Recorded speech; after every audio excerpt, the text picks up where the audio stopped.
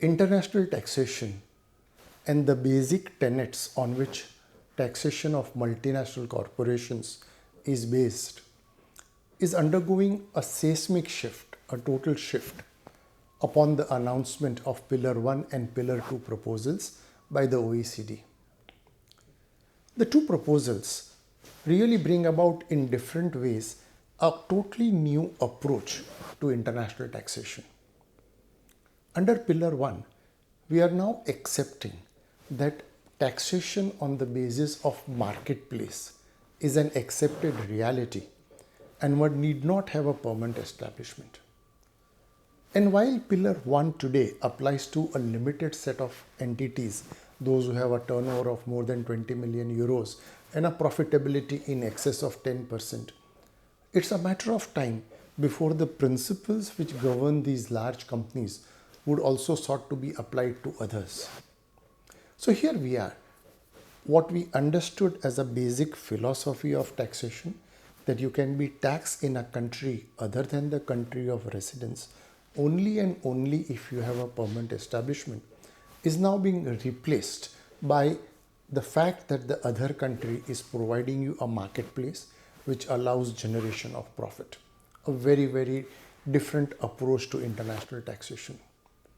And then we have Pillars 2, where we are talking about the fact that countries which should not be competing with each other on the basis of taxation. The proposition is that every country will levy a minimum tax of 15% on corporates.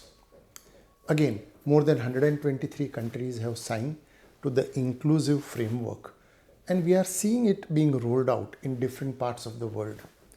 There are new proposals which have been introduced in Switzerland, in Netherlands, in UAE.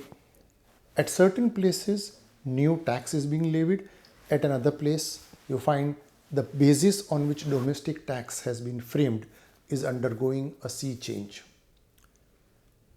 As it happens with these two proposals coming into effect, and of course there is still a time lag by which these proposals will come into effect. Pillar 2, for example, is expected to come from 1st January 23. And again, there are murmurs as to whether this could be pushed back by a year. But it's just a matter of time, not a matter of whether.